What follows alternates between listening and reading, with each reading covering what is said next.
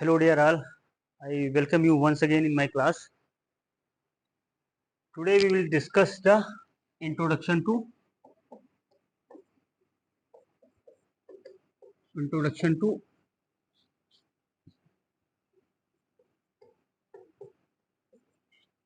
control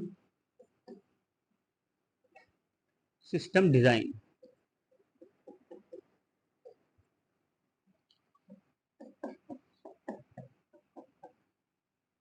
So as promised, this is a lecture number 3. So in this lecture we will build the general foundation of control system design, not specific to aerospace, but this knowledge can be used for other branches also, for example mechanical, marine, chemical. Okay, later when we will take the example, that will be in upcoming lectures, that will be oriented to aerospace only, but few lectures will be only for building the general foundation for control system design. So we should understand what do you mean by system. It is an interconnection of an element and device for a desired purpose. You have some desired purpose. If you connect all the elements, that will become a system, and controller is a part of the system which will be used to control the process. And process is a device or plant. For example, this is an aircraft. I need to control this. So this is nothing but the process. You are controlling the process. So the device, plant or system under control. In block diagram, you can see you are giving the input, some process is happening, and you are getting the output, and you want the desired output as you are giving input here. Now we know that the main objective of the controller is to control something, right?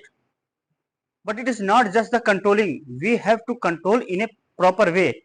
There is a certain requirement you have to achieve. For example, if we draw this graph, and for example you want to achieve theta equal to 5 degree. So when I say theta, that is the aircraft pitch, what angle the chord line is making with the velocity vector is a pitch angle.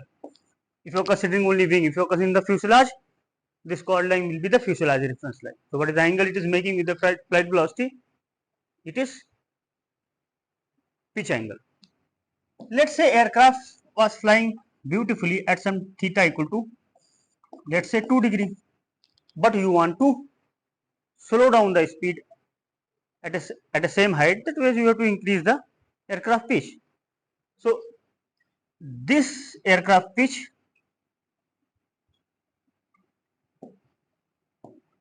can be attained to theta desired, which is 5 degree, in many ways. This way it can achieve, this way it can be achieved, or this way it can be achieved. So among these three, which one is the best with the common sense? Blue one, right? Because here you have a overshoot in all other two cases. So why we should waste the energy? We should beautifully attain the theta equal to 5 degree here. So that means this blue one response is good. But how, the question is, how will you achieve this? Using the controller, right? So the objective of the controller is not to just the control, it's to control in a proper manner, in a proper fashion. So that is why I am trying to convey you using this slide. You have to attain some degree of optimal performance. And when I say about controller, so you should know how to classify the controller. Controller can be many. For example, I have listed so many controller, right? So how will you classify? See, already in an introductory lecture we have seen that we see the controller all around, starting from fan to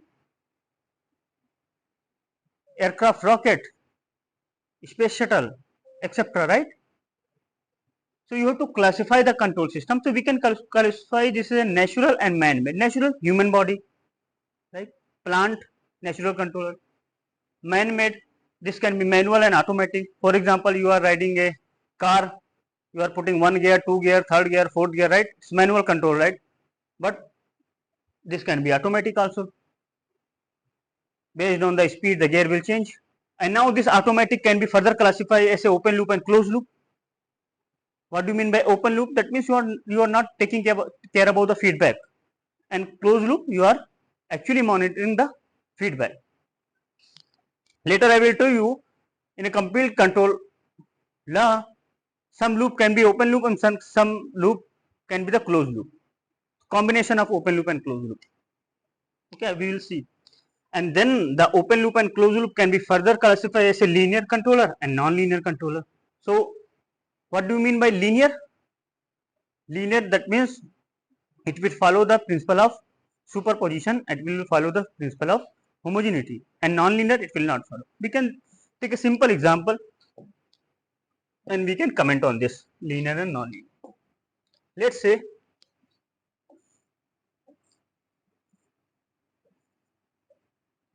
if this is your input and this is your output, and now if this is a x, so if you put input x1, this is y1, so I can write y1 equal to x1.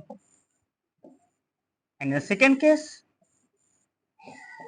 if I enter x2, you will get y2 equal to x2. Now if you sum up the input x1 plus x2, you will get the output y1 plus y2. So this is the principle of superposition. And what is principle of homogeneity? You please note down this, then we will move the next slide. Inserting input x1, getting output y1. Again inserting input x2 and getting output y2 individually, right? And when you together insert x1 plus x2, you will get y1 plus y2. Now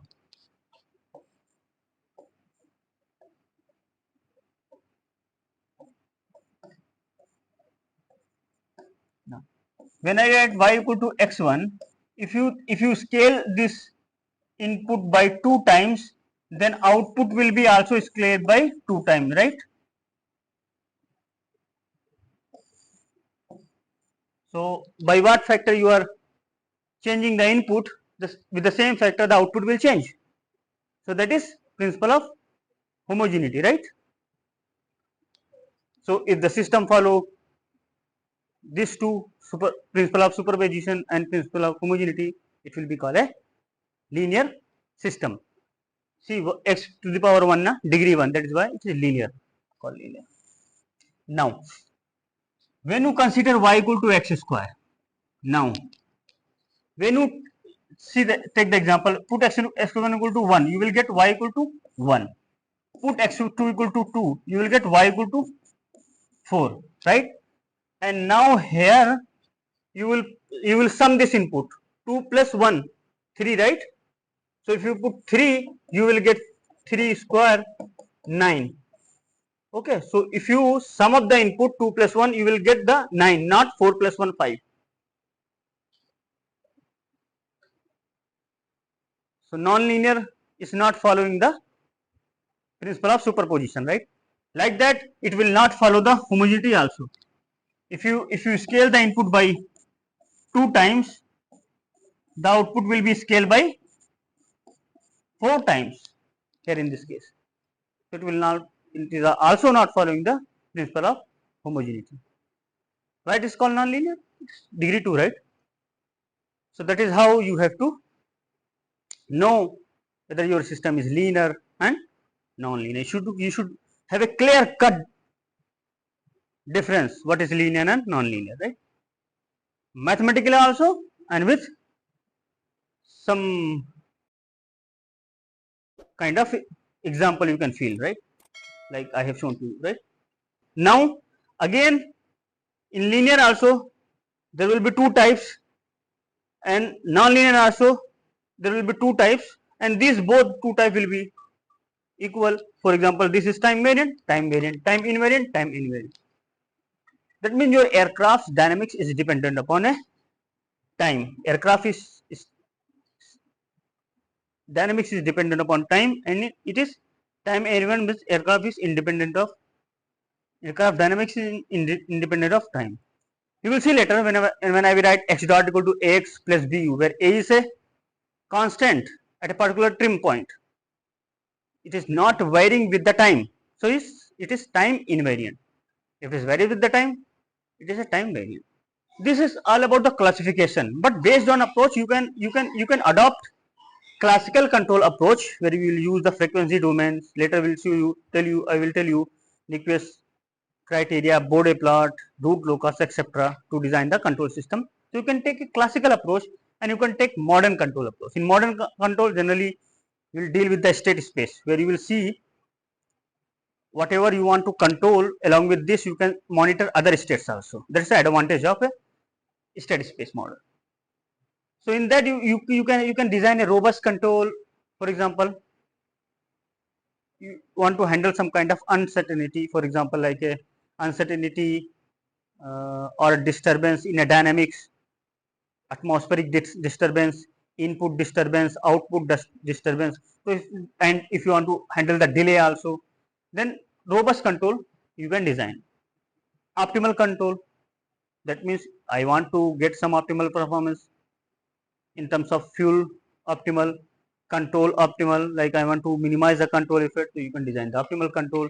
And in some scenario, for example, like the part of the aircraft control surface or structure can break, so you can have a little disturbed aircraft dynamics. So in order to handle that, I mean to say the change in dynamics you can handle by the adaptive control. Okay, and whatever math you will use, algorithm you will use, based on that you can define PID controller, proportional derivative integral controller, NDI controller, nonlinear dynamic inversion controller, SMC sliding mode controller, and neural network controller, NNC.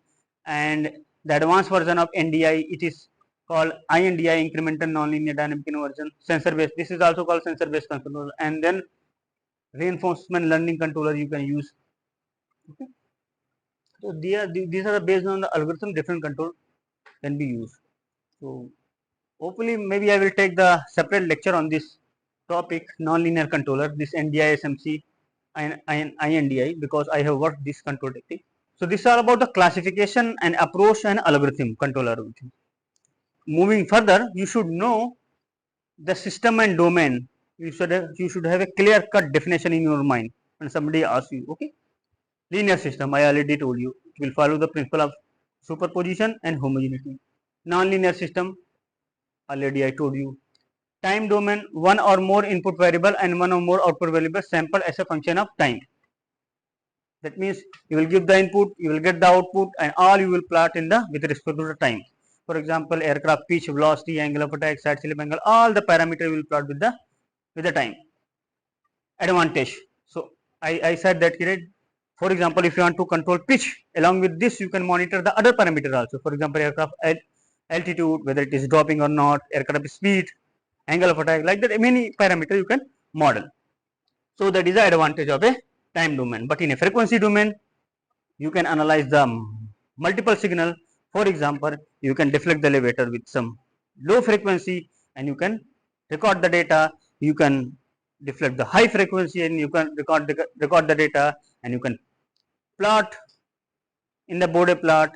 So you can see the phase margin graph and gain margin graph with a different frequency. So that is the advantage of frequency domain. So all that domain has some kind of advantage, right? Now when in comes to the in a classification, I have shown to you, right, open loop and closed loop. So you can, in this slide I will little bit go detail what is open loop and closed loop. So you can see, as I already told you, you are not caring about the output. You are giving the input, activating device, controller, process is happening, and then you are getting output. For example, I want to control the pitch angle, but I am not taking the feedback of pitch angle. But when you actually design the controller, you will see you will take the feedback of pitch rate, and integration of pitch rate is theta. So you are taking the feedback of pitch rate, but you are not taking the feedback of theta. That means it is a closed loop in Q, pitch rate, but open in theta, like that. You can see I am doing some desired theta, right? And here Kp gain, Ki gain is there. And now I am taking the feedback of Q. So what is the job of this proportional gain, integral gain and derivative gain? That I will tell you the later part of this course. I will give some hint here. And for example, if this is a plant, it has its own natural dynamics. For example, if you disturb, it will take some time to damp out. But let's say you do not want to wait that much. You want earlier to damp the system. That means you will reduce the time to damp, right? You can change the damping of a plant, I mean here in this case aircraft, by changing this derivative gain.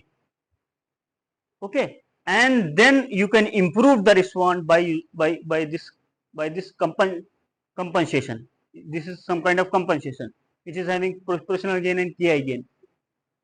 So you are controlling also and getting some control objective also, like theta settling time should be this much, over should be less than 10%, theta settling time should be less than 5 seconds, like that. Now you can also observe this is Kp, Ki, Kd is all only gain. It is a number only, and I will give you the field for some gain. Later I will give you detailing. Let's say I want to move from this point to that point, like I want to move from point A to point B. Okay, so what I will do, I will calculate the distance, like this is my x current and this is my x, let's say, desired. So what is the error? Error is this x desired minus x current. Let's say if you are measuring the distance from this reference, this is x naught and this is x, right? So now in this, if you multiply by some gain, and you can generate the velocity command. So if this gain value is high, your speed will be more, and if value is low, then speed will be slow. So if you reduce this k, you will go slow from point A to point B, and if you increase k, you will move fast. So that is the some kind of little feel I wanted to give you what is actually gain. So here only number I am multiplying, right? Okay, so here go back. So this is also number, this is also number. So why it is called derivative? It is derivative because the differentiation of theta is q, and you are multiplying this gain in q signal. So with respect to the theta, it is derivative, and with respect to the q, it is proportional, right? Clear to right? Now in closed loop system, I am taking the feedback of theta also, q also and theta also. So it is a closed loop in both q also and theta also, right? So here you can see this is the plant, this is the elevator. Now if you want to attain theta some degree, what it will do 5 minus 2, 3 degree. So based on 3 degree, it will deflect the elevator up, and until you achieve this, the computation will be keeps going on, and this response overshoot and this beautiful response actually you can achieve by changing this gains value. That is the importance of the gain. Okay, so in next class we will discuss more. Thank you so much.